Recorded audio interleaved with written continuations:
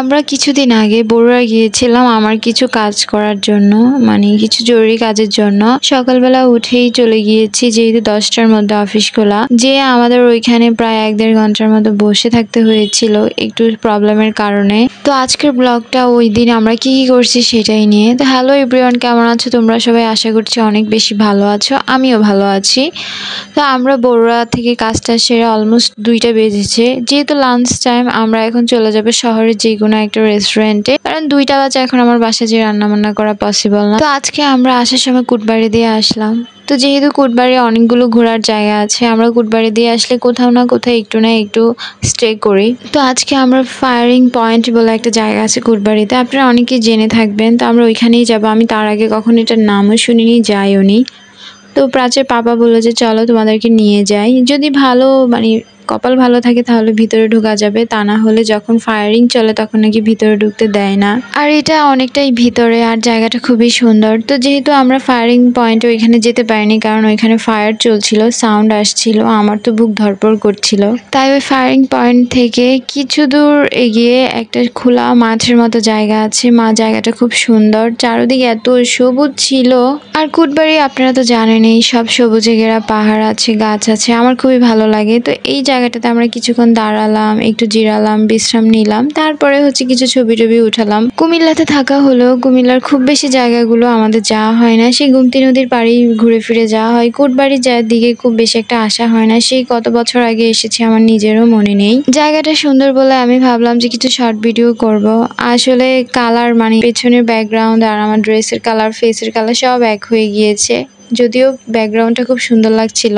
সেই সকালবেলা যেহেতু বের হয়েছি, আর প্রাচ্যকেও তেমন কিছু খাইয়ে বের হই নাই, তাড়াহুড়া করে বের হয়ে গিয়েছিলাম, যার কারণে সবারই একটু একটু খিদা লেগেছে। তো এখান থেকে আমরা আর কিছুক্ষণের মধ্যেই বেরিয়ে যাব, দেরি করব না, কারণ প্রাচ্য অলরেডি বলে দিয়েছে যে মা আমার খিদা লেগেছে, আমি কিছু খাবো। তো আমরা এখানে একটা ছোট্ট ভিডিও করার ট্রাই করছিলাম, আমার হাজবেন্ডকে শেখাচ্ছিলাম, বাট সে তো করতেই পারলো না। এক্সপ্রেশন বা আমাদের পোজ দেখে আপনারা বুঝেইছেন যে কোন ভিডিওর কথা বলেছিলাম, বাট হয়নি ভিডিওটা। যেটা হয়েছে আমি সেটাই আপনাদের সাথে শেয়ার করেছি। তারপরে কিছু সুন্দর সুন্দর ছবি আমি তুলেছি, যেগুলো অলরেডি আমি আপনাদের সাথে শেয়ার করেছি, তারপরে আমি আবারও ব্লগে দিয়ে দিয়েছি, যারা দেখেনি তারা দেখে নেবেন। তারপরে আমরা ওইখান থেকে বের হয়ে পড়েছি। খুব বেশিক্ষণ স্টে করিনি, আমাদের 20 থেকে 25 মিনিট ওইখানে ছিলাম, শুধুমাত্র একটু যাতে রিল্যাক্স লাগে বা একটু গ্যাপ নিলাম। তারপরে এখন অলরেডি আমরা বিশ্ব রোড চলে এসেছি, আর কিছুক্ষণের মধ্যে আমরা শহরে পৌঁছে যাব। আর বিশ্ব রোডে আসলে সবসময় প্রাচ্য যেটা করে সেটা হচ্ছে ও বাস দেখে ও মানে পুরা অস্থির হয়ে যায়। আমরা যদি কখনো লাঞ্চ বাহিরে করি তাহলে আমরা সবসময় ইউরো কিংয়ে আসি, যেটা সাত্তারখানে। আপনারা যারা কুমিল্লার মধ্যে আছেন আশা করি ইউরো কিং জানেন যে এটার খাবার দাবার মোটামুটি ভালো। দুপুরের খাবারটা আমরা অল টাইম ওইখানেই খাই। কিন্তু অনেকক্ষণ বাইকে বসে থাকার কারণে আমার ড্রেসটা সব বটে ছিল, তাই মিররটা দেখে আগে ড্রেসটা ঠিক করলাম, তারপরে বাইরের পরিবেশটা দেখলাম। এখন আমরা লিফটের সামনে চলে যাব, লিফটের জন্য ওয়েট করব। এমন প্ল্যানিং ছাড়া হুটহাট টুকিটাকি জায়গা ঘুরতে ফিরতে আসলে ভালোই লাগে। আপনার উইদাউট প্ল্যানিং ছাড়া ঘুরে দেখবেন যে খুবই ভালো লাগছে। আর এখানে প্রাচ্য লিফটে উঠে যখন দেখছে উপরে উঠছে, নিচে গাড়ি দেখা যাচ্ছে, ও আরও বেশি হ্যাপি হয়ে গিয়েছে ও। তো আমরা লিফটের 4 তলায় চলেই এসেছি।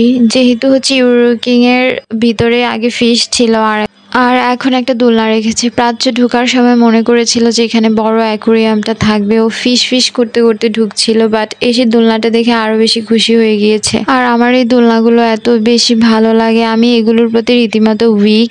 যদিও আমাদের বাসায় তেমন কোনো জায়গাই নেই দোলনা রাখার, বাট এই দোলনাটা দেখে আমি না পাচ্ছিলাম যেটা একদম আমাদের বাসায় নিয়ে যাই। আর আসার পরে দেখলাম যে ইউরো কিং এর কিছু কিছু জিনিস চেঞ্জ করেছে, মানে ডেকোরেশন করেছে, খুবই সুন্দর লাগছে। তারপর আমি ফ্রেশ হওয়ার জন্য ওয়াশরুমে চলে আসলাম, একটু হাত মুখ ধুয়ে নেব, মুখের মধ্যে একটু জল ছিটা দিয়ে নেব, কারণ আমার খুব বেশি টায়ার্ড লাগছে, মানে বিরক্ত লাগছে, যদিও আমার ফেস দেখে বোঝা যাচ্ছিল না, কারণ মেকআপ থাকলে কি আর টায়ার্ডনেস বোঝা যায়, এটা তো আপনারা জানেন। তারপরে আমরা একটা কম্বো অর্ডার দিলাম, যেখানে ফ্রাইড রাইস, তারপরে চিকেন ফ্রাই, চিকেন ঝাল, অন্থন, ড্রিঙ্কস এগুলোই ছিল। সেকেন্ড যেটা 350 টাকা। দুপুরের টাইম তো তাই ফ্রাইড রাইসটাই নিলাম, আর প্রাচ্যের জন্য চিকেন ফ্রাইটা আমাদের নিতেই হতো, কারণ ও চিকেনটা খুব পছন্দ করে। পুরোটা খাবে না, বাট একটু হলেও পছন্দ করে। তারপরে আসার আগে আমি একটু দোলনাতে উঠে নিলাম, কারণ তখন প্রাচ্যের জন্য উঠতে পারিনি। তো এখান থেকে আমরা বাসায় যেয়ে এখন আমি একটা ঘুম দেব, কারণ শরীর অনেক টায়ার্ড হয়েছে। যদিও তেমন কোনো কিছুই করিনি, কিন্তু তারপরেও টায়ার্ড লাগছে। অ্যাকচুয়ালি বড়রা বাইক দিয়ে যাওয়া 1 ঘন্টা করে আপ ডাউনে পুরো বিরক্ত লেগে গিয়েছে আমার। তারপর আমাদের কিছু সুন্দর ছবি রেখেছি। তো আশা করছি আপনাদের ভিডিওটা ভালো লেগেছে। আজকের মতো এখানেই টাটা।